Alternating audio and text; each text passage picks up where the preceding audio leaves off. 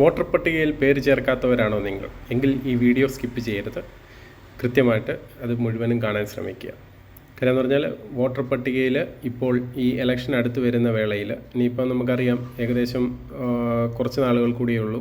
ഇപ്പോൾ തദ്ദേശ സ്വയംഭരണ സ്ഥാപനത്തിലേക്കായാലും മറ്റേ പൊതു തെരഞ്ഞെടുപ്പിനാണെങ്കിലും നമുക്ക് കുറച്ച് മാസങ്ങളേ ഉള്ളൂ. അപ്പോൾ ഈ പുതിയ വോട്ടർ ID കാർഡ് എടുത്തിട്ടില്ലാത്ത ആളുകൾ പുതിയ വോട്ടർ ID കാർഡ് ഇപ്പോൾ എടുക്കാൻ പറ്റിയ അവസരമാണ്. കാര്യം എന്ന് പറഞ്ഞാൽ ഈ അവസരങ്ങളിൽ നമ്മൾ വോട്ടർ പട്ടികയിൽ പേര് ചേർക്കാനും വോട്ടർ പട്ടികയിൽ ഈ പറഞ്ഞതുപോലെ പുതിയ വോട്ടർ ID എടുക്കുവാനും വളരെ അനുയോജ്യമായ സമയമാണ്.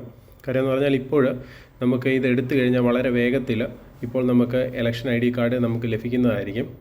തുടർന്ന് അതിനുള്ളിൽ എന്തെങ്കിലും തെറ്റുതിരുത്തലുകളും മറ്റും ഉണ്ടെങ്കിൽ നമുക്ക് പെട്ടെന്ന് തന്നെ തിരുത്തിയെടുക്കുവാനും സാധിക്കും. പക്ഷേ ഈ സമയം നമ്മളത് ഉപയോഗപ്പെടുത്തിയില്ലെന്നുണ്ടെങ്കിൽ പിന്നീട് നമുക്ക് കയ്യിൽ കിട്ടണമെന്നില്ല പെട്ടെന്ന്. അപ്പോൾ എല്ലാവരും ഈ അവസരം ഉപയോഗിക്കുക.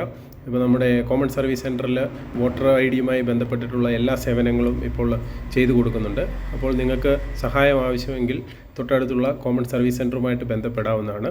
ഇപ്പോൾ പുതിയ വോട്ടർ ID എടുക്കുവാൻ ആവശ്യമായ രേഖകൾ SSLC book, Aadhaar card, photo, പിന്നെ വീട്ടിൽ അച്ഛൻ്റെയോ അമ്മയുടെയോ അല്ലെന്നുണ്ടെങ്കിൽ അടുത്ത ബന്ധുക്കളുടെയോ നമ്മുടെ തൊട്ടടുത്തുള്ള ആരുടെയും വോട്ടർ ID കാർഡ് നമ്പർ, ഇത്രയാണ് നമുക്ക് പുതിയ ID കാർഡിന് വേണ്ടിയിട്ടുള്ള രേഖകൾ.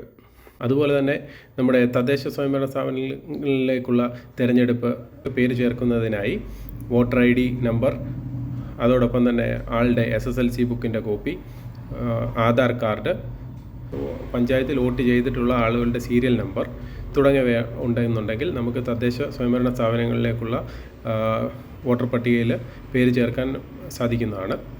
അതോടൊപ്പം തന്നെ നമ്മുടെ നിലവിലുള്ള വോട്ടർ IDകളിൽ കറക്ഷനും മറ്റും ഉണ്ടെന്നുണ്ടെങ്കിൽ അത് തിരുത്തി ഇപ്പോഴത്തെ പുതിയ രീതിയിലുള്ള കാർഡിന് അപേക്ഷിക്കാവുന്നതാണ്.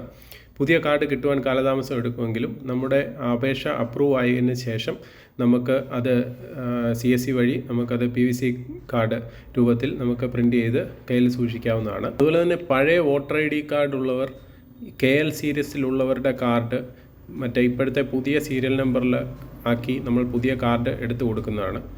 അങ്ങനെ ഉള്ളവർ പഴയ കാർഡ് കൊണ്ടുവന്ന് അത് ചെക്ക് ചെയ്ത് നോക്കണം അത് നിലവിൽ ആക്റ്റീവ് ആണോ എന്ന്. അത് ആക്റ്റീവ് അല്ല, ക്യാൻസൽ ആണെന്നുണ്ടെങ്കിൽ നിങ്ങളും പുതിയ വോട്ടർ IDക്കുള്ള അപേക്ഷ കൊടുക്കേണ്ടതാണ്. അപ്പോൾ സമയം വളരെ കുറവാണ്. അപ്പോൾ എത്രയും പെട്ടെന്ന് തന്നെ നിങ്ങളുടെ ഇലക്ഷൻ ID കാർഡ് എടുത്ത് അത് ചെക്ക് ചെയ്ത് അതിൻ്റെ സ്ഥിതി വാലിഡ് ആണെന്നുള്ളത് ഉറപ്പുവരുത്തുക. അതോടൊപ്പം തന്നെ ഈ വിലപ്പെട്ട വിവരം നിങ്ങളെല്ലാവരിലും ഒന്ന് ഷെയർ ചെയ്യുക. ഈ ചാനൽ നിങ്ങൾ സബ്സ്ക്രൈബ് ചെയ്യാതെയാണ് കാണുന്നതെങ്കിൽ തീർച്ചയായിട്ടും ഒന്ന് സബ്സ്ക്രൈബ് ചെയ്യുക, സപ്പോർട്ട് ചെയ്യുക. തുടർന്നും ഇതുപോലുള്ള വീഡിയോയ്ക്കായി കാത്തിരിക്കുക. ഹൃദയപൂർവ്വം നിങ്ങളുടെ സ്വന്തം ST channel. Bye bye and take care.